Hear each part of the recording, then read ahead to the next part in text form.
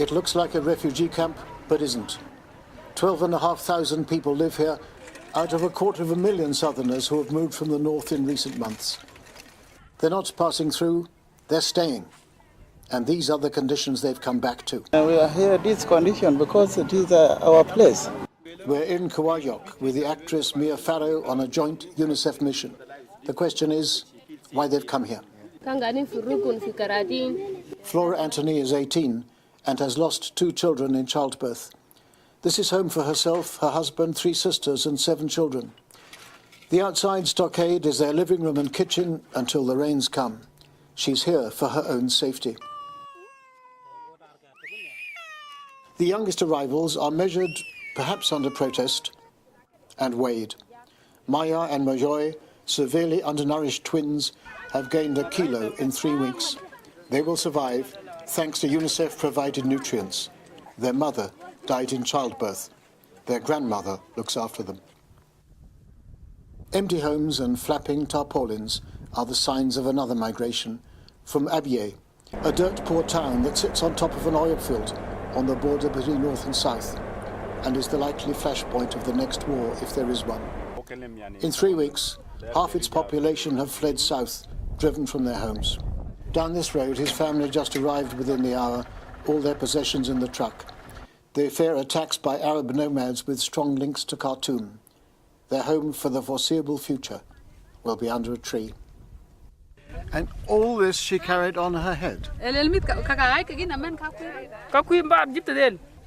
Somehow she did, she and her 8 children. They too fled for their lives.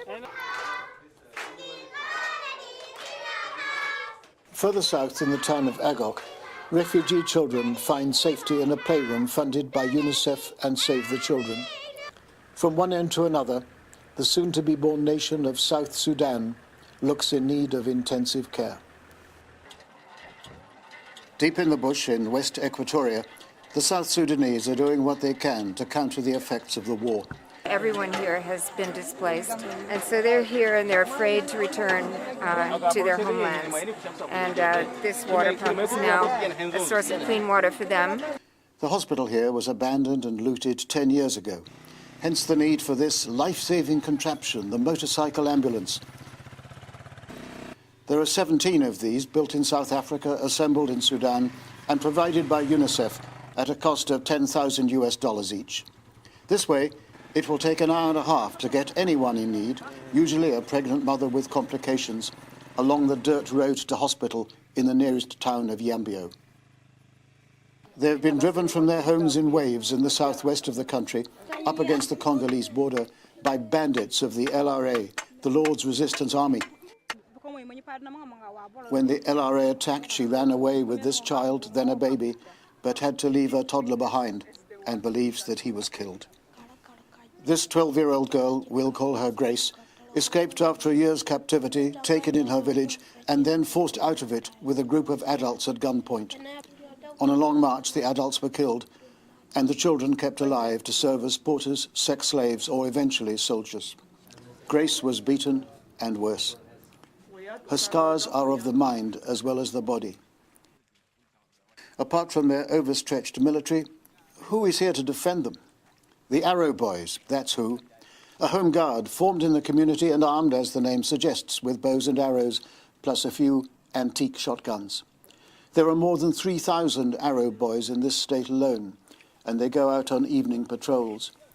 The arrows are barbed and steel-tipped, and possibly useful in an ambush, but useless in a firefight against the assault rifles and machine guns of the LRA. Nearby, in the town of Nzara, a community centre run by nuns for children and adults with AIDS, HIV, has opened its doors to children who were former captives of the LRA and cannot find a home. There can be dark reasons for their homelessness.